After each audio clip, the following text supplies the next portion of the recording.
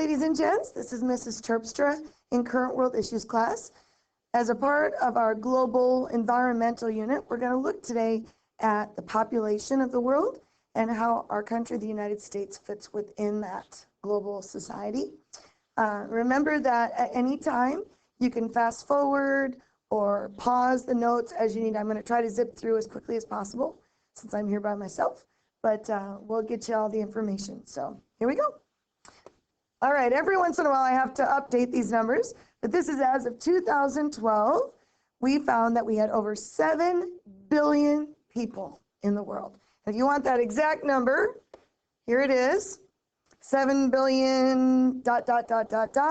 as of November 7th, 2012. That's the last time they took an overall world survey, I guess you might say.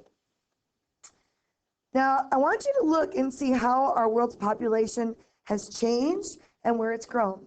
So if you look at 1 AD, you'll notice we have 150 million people. And notice where our population is growing. We see it growing over here in Asia. Got a little bit of stuff going on here in Europe, maybe just a tiny bit here in the United States, but not a whole lot, not enough to really make a lot of difference. Maybe a little bit here on this side of India, but 150 million. Now, by the year 1350, we have doubled in size to 300 million. And notice how our areas are blackening because of our population. So we're seeing lots of people in India. We're seeing people over here in Asia. Europe is starting to fill up. And we're seeing a little population show up on the coast of Africa and a little bit over here in South America. By 1700, like 300 years later approximately, we have doubled again to 600 million. And notice how India has completely filled in. Asia is spreading westward. Europe is still spreading. And we're seeing parts of Africa starting to spread, Middle East a little bit. 100 years later now, notice we're getting shorter in time. 1800, we've grown to 900 million people. India is full. We're still here in Asia. Europe is filling more. Africa is filling up a little bit. And still we're seeing little spots in South America. By 1900, wow, notice how things are changing all of a sudden. Europe is just booming. Look at that. We're seeing some expansion here in Africa. India is full, as we said. We've got Middle East stuff going on here. And we're filling in there. And now look, this is finally where we have enough population in the United States for it to show up on the global scale. And notice that it is on the coast, right? We see a lot on the East Coast, and we're even seeing some on the West Coast. Now, by the year 1950, 50 years later, we have grown to 2.4 billion. Look at that jump in numbers, and notice how things have changed. We are just filling up. Asia, India, Europe, Africa is really the big difference here. And you'll see we've even changed some things here in Central America and South America. Those things didn't even show up before. And about half of the United States, maybe a third, is really starting to fill in. By 1985, 35 years later, we now have 5 billion people. Wow, look at that. Look at how the United States has filled up. Central America is just completely black. South America is pretty full other than the center. Africa, what a change, my goodness. Again, other than the center areas, all the coastal areas are filling in. And we've got complete fill here. We've got the islands filling up here. And by 2020, this is the prediction that we will be at 8 billion people. Take a look at what's happened to our countries here. In North America, our continent, all full except for that one tiny little dot, probably a desert, I would assume. Down here in South America, everything but the center is full. Central America is all full. Africa is almost completely full. And notice this thing is just a big black blob. Now, Australia does have population, but you'll notice where is it populated? It's populated on the coast. Does anybody know why? Yeah, because the outback is in the center of Australia, and this area here is basically unlivable. The only people that live there are the native people. So that's why you'll only see populations on the coast of Australia. But their population is very small in comparison to the rest of the world.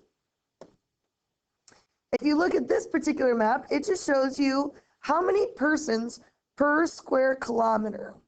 Now, if you think about a kilometer is a little bit less than a mile, just to give you a visual, okay? We're farm folk. We know what a mile looks like. So imagine this. In the pink areas that you see, like here in India, here in Asia, little spots here in Europe, those areas have over 500 people per square kilometer. Imagine 500 people in less than a mile. Wow. The red areas are 41 to 500 people per square mile or kilometer. And then, of course, it gets smaller as you get into like the green zone. South Dakota would definitely be a green zone, right? And white, which is basically 2 people per kilometer. Our population is obviously increasing. On an average year, there are over 131 million births and about 55 million deaths. So what is that telling us? You're right. That basically we are doubling in size. For every death, we have 2 people born. So we're not losing the same amount that we're gaining. So we're gaining every year. What does that mean? We are having a yearly gain of 76 million people in our world. Holy cow, that's a lot of people. Now the breakdown of that increase, just to give you an idea, that's over 6 million babies born each month of the year, over 200,000 babies a day, over 8,000 babies each hour. So imagine in this class period, there were 8,000 babies born. And 145 each minute in the time it takes to cook an egg. And that also means over 2 babies every second. So imagine 2 babies. 2 babies. Wow, weird to think about. Now, a further breakdown. What do you notice about these statistics? We've seen them in picture. Let's take a look at them all together. 1 billion people in 1804. 2 billion people in 1927, which is 123 years later. 3 billion in 1960, 33 years later. 4 billion in 1974, 14 years later. 5 billion in 1987, 13 years later. 6 billion in 1999, 12 years later. So what do you notice is happening? Yeah, we are gaining 1 billion people faster every time. Okay, it's taking less and less years. So let's see if really quickly you could come up with the next 2 or 3 predictions and how many years it would take.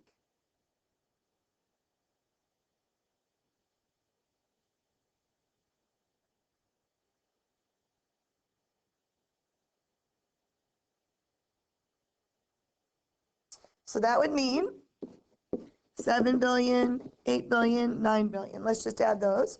That means these numbers go down over here, right? So we will go 7 billion in 11 years, 8 billion in 10 years, and 9 billion in 9 years, and so on. That's a pretty scary statistic when you look at that. So what has led to those population increases? I bet you can guess some of them. Here they are. Medical advances. We are living longer because we can get shots for different diseases. We have different things that help us fix our heart or our lungs or whatever it might be. So we're living longer. Vaccines to help us so we don't die from things we used to die from years ago. Water purification. Believe it or not, people actually died because of bacteria in the water. And there are still people that die like that today, but it's not quite as common, at least in our part of the world. Antibiotics and other powerful drugs, so that we aren't dying from the flu or a cold or something like that. Just making our antibodies stronger. And of course, reduce death rates.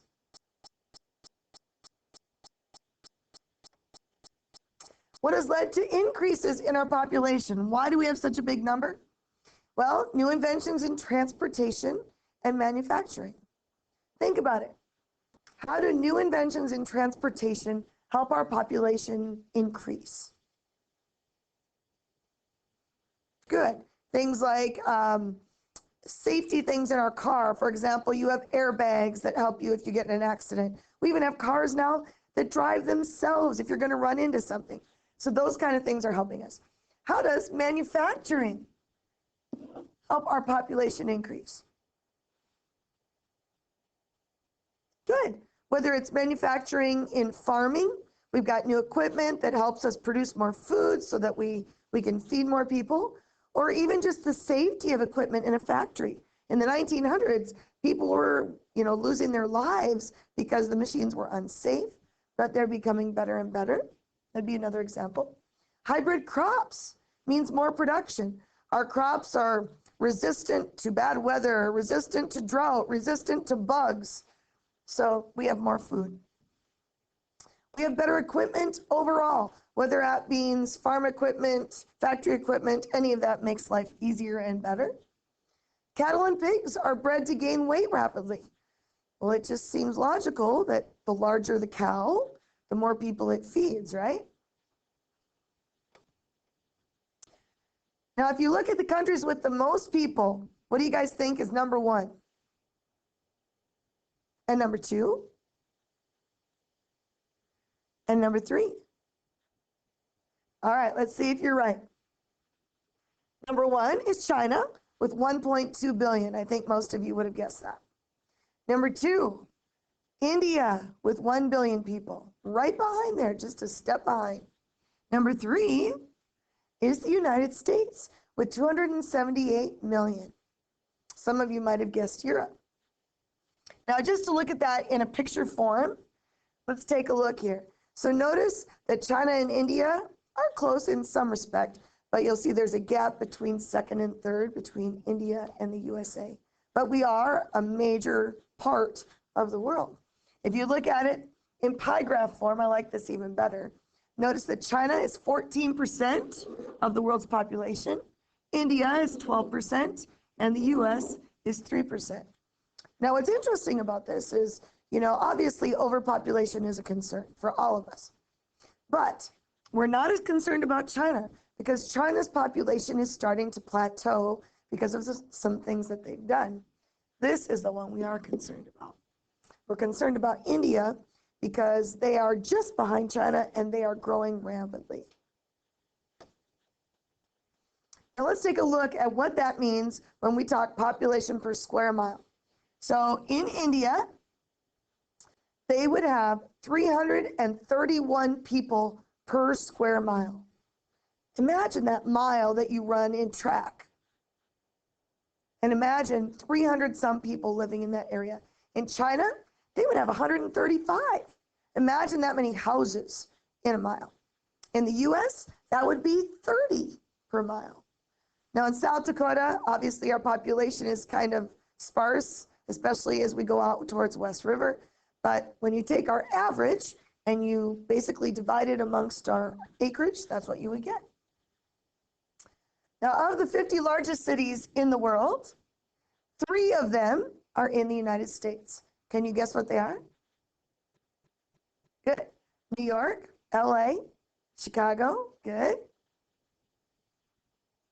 6 of them are in India. 11 of them are in China.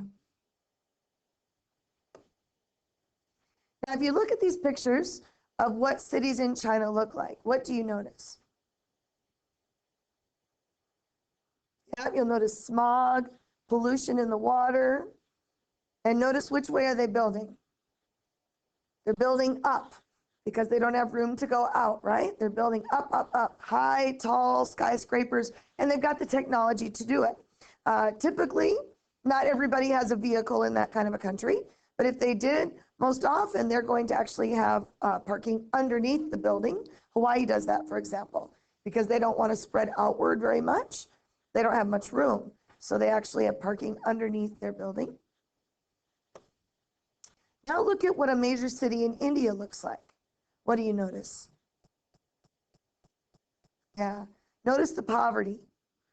Notice that they're hanging things outside their windows, and it's very, very crowded, very polluted, a different kind of pollution maybe, more like garbage and sanitation problems. Notice the cars, things in the street, and notice that they're not building up, up, up. They maybe have 3 stories, 4 stories, but they don't have the technology that you might see in China or Japan to build skyscrapers. So what they do, because they have a big population too, right? So they just pack a lot of people in a little apartment. So you might find 10 people in a 2-room apartment because your grandma and your grandpa and your aunt and your uncle live with you and stuff like that.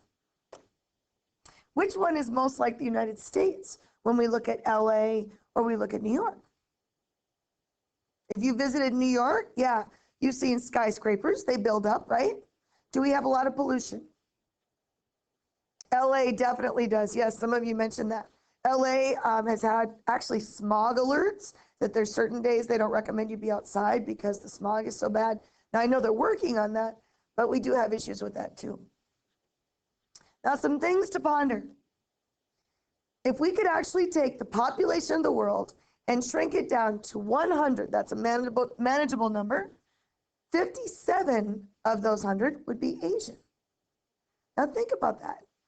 We see the white Caucasian view as the majority, but actually over half of that 100 would actually be Asian looking. Kind of interesting.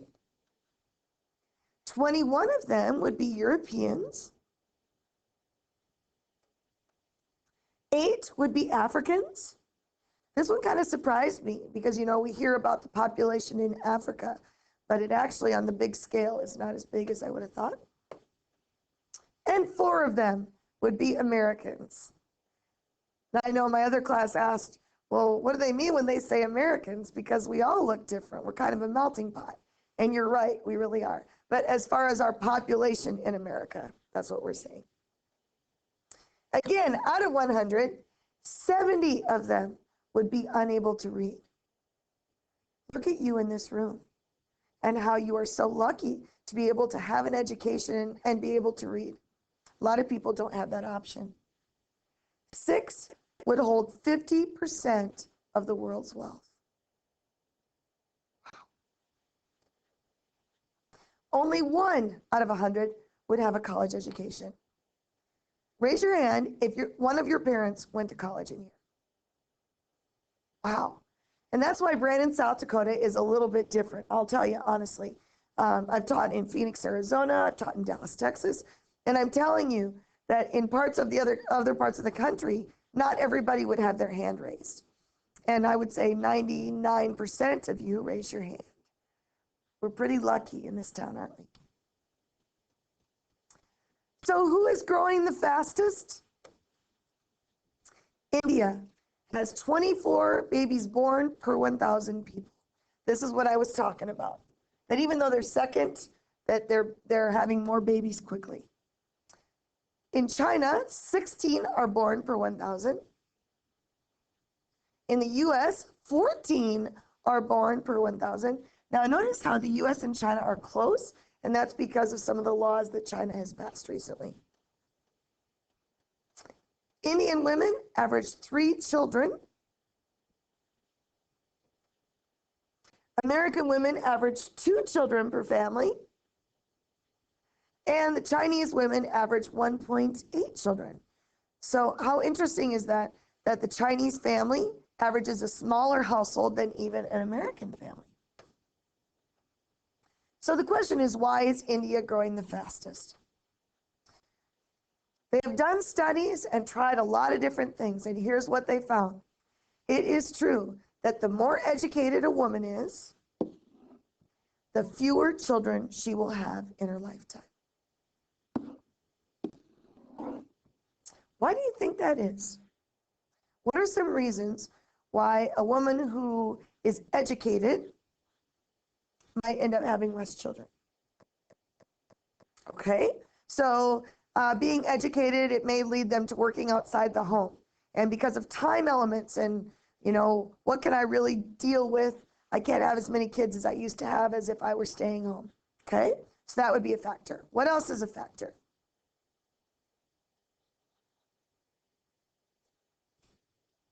Good, exactly. So for example, if you're not educated, and unfortunately we see that in our country too, there are some that have more children so that they can get a welfare check. Some countries you have more children so that they can work on the farm or help in the house. So sometimes it's for manual labor. Other ideas? The biggest one is actually freedom. That's really what it's all about. Because if a woman is not educated, she tends to believe she is beneath the man in status. And so the man has ultimate control. And there are countries where the man will say, I don't care what you think, I want to have 10 kids. And the woman has no choice in that. And because she is not an equal to the man, they end up having more children. We'll show you some examples of that. The US literacy rate is 98%. Majority of our country can read. China's literacy rate is 82%, very well educated. India's literacy rate, notice, drops down to 52%. And you'll see why here. Women in India, only 38% are literate. So they are not educating or giving women the option to even read. So a lot of times they don't even know that birth control exists, for example, or they may not have the right to use that birth control. In India, 62% of women cannot read or write, as we said. 2/3 of those girls don't attend high school, so they are done by the time they're in 6th, 7th grade. Half of them marry by age 18 and are pregnant and mothers by 20. In China,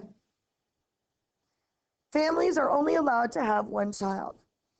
Now, I know some of you know Mrs. Sturgeon or Mr. Sturgeon. You know that they have adopted some children from China. In fact, they just got their 3rd little boy. What a cutie he is.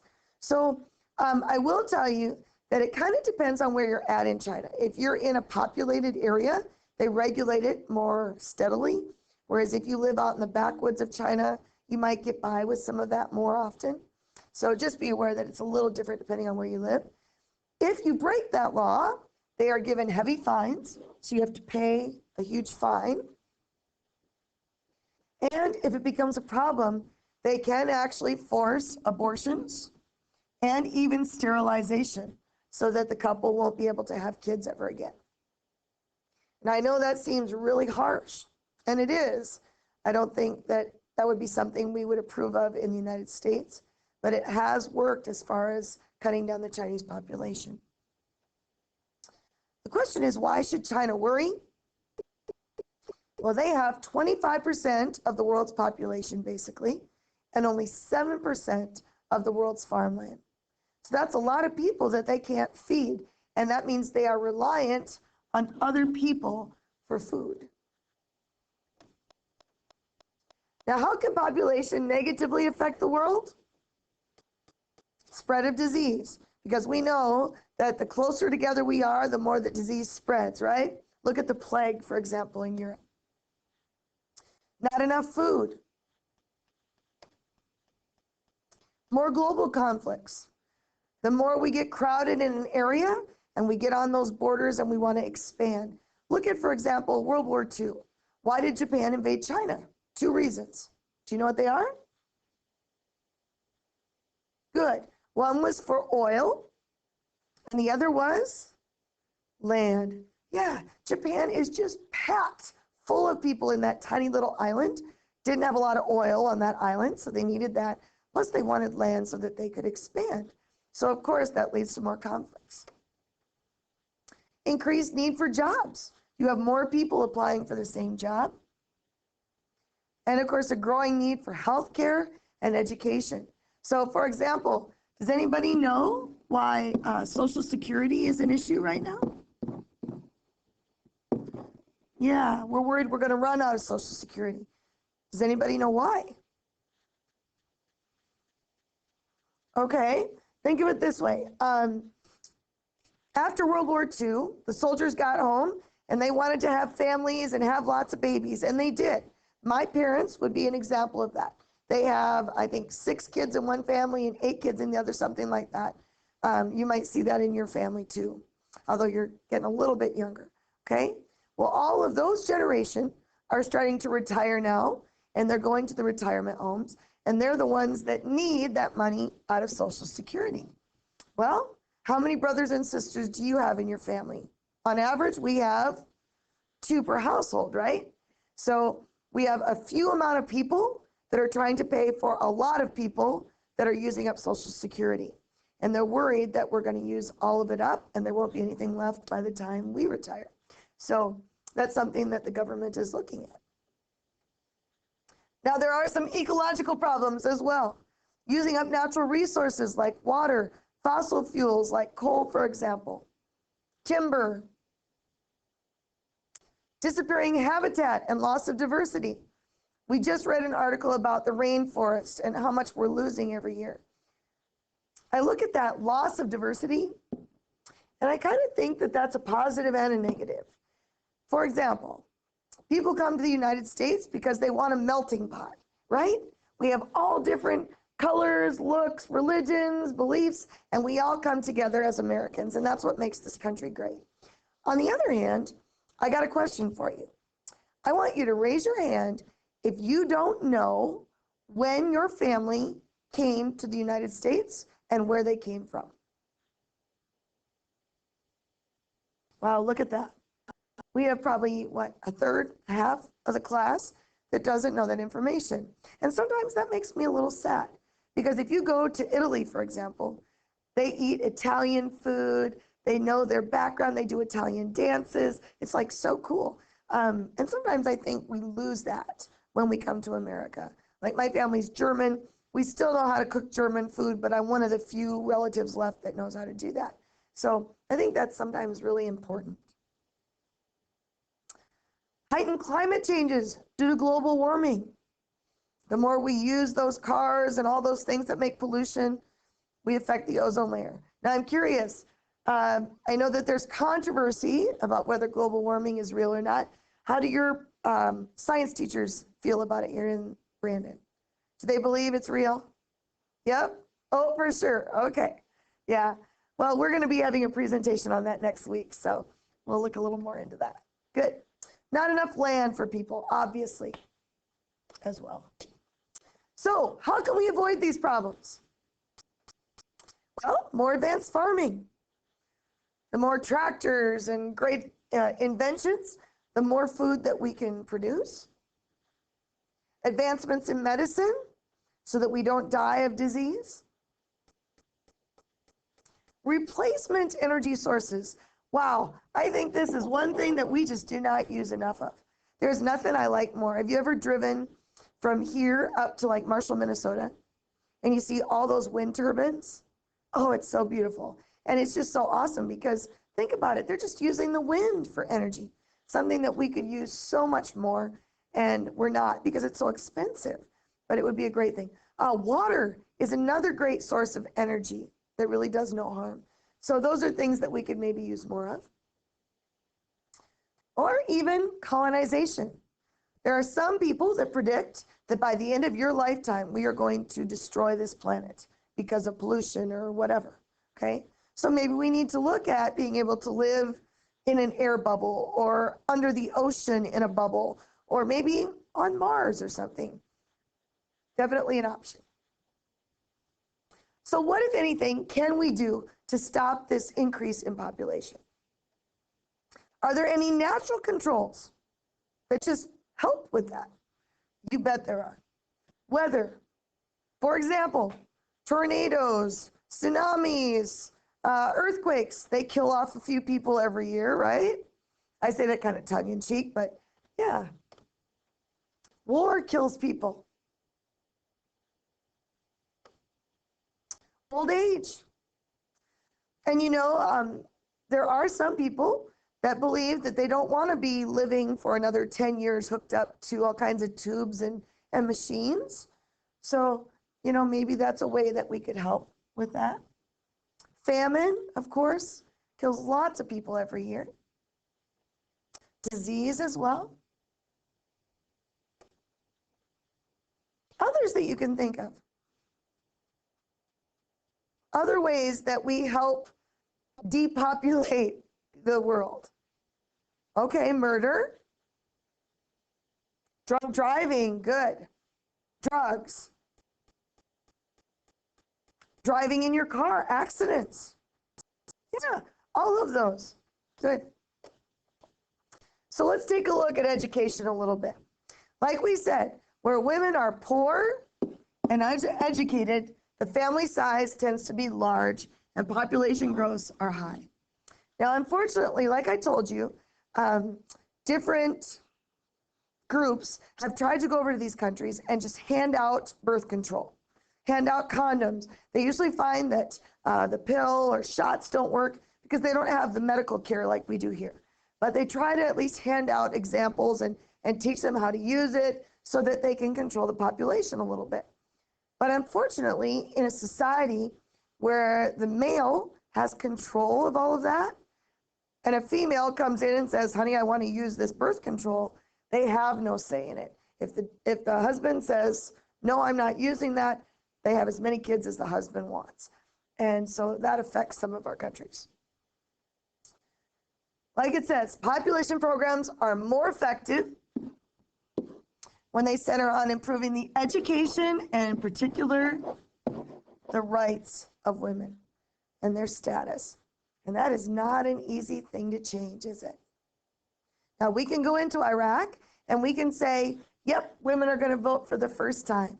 How awesome is that? But they have been this way for so long. To change the way that men view women or women view themselves is really tough. Now let's put this a little bit into perspective in our life here a little bit. With 4% of the world's population in the US, 3 or 4, right? We use 25% of the world's resources. How scary is that? 1/4 of the world's resources in our country. The number of vehicles in the US is growing 3 times faster than our population. So for example, let's see how many of you apply here. How many of you have more than 2 cars in your family? Wow. I think almost all of you. Oh man.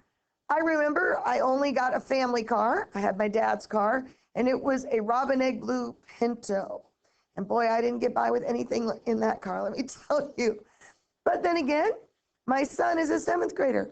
Is he going to have a car in a couple of years? Probably. So maybe I am just as guilty. Maybe things have changed. But it just shows that we are different than other people in the world, isn't it?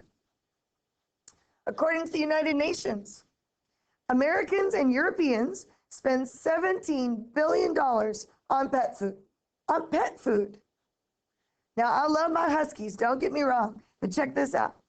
They estimate that if we had an additional $13 billion, we could provide basic sanitation and nutrition for everyone in the world. We could find bathrooms and food for every single person in the world if we would cut out on this budget. Shows our priorities are a little different. According to the United Nations again, 2.6 billion people lack basic sanitation. Imagine you having to go to the outhouse in between classes. Been a while since we've done that here. 1.5 billion people have no access to clean water. Have you ever by accident had your water turned off at home and then you go to use it and how many times you go, oh my gosh, I didn't realize how much we use water. I mean, think about what you did this morning. Maybe you used it to shower, to brush your teeth, wash your face, whatever. Then imagine your breakfast, right? Maybe we boiled some eggs in water, or we washed our hands before we ate, or whatever. I mean, we use water a lot. 1.1 billion lack adequate housing. Imagine being out in this snowstorm without a house, or in the heat this summer without a house. 900 million have no access to modern health care of any kind.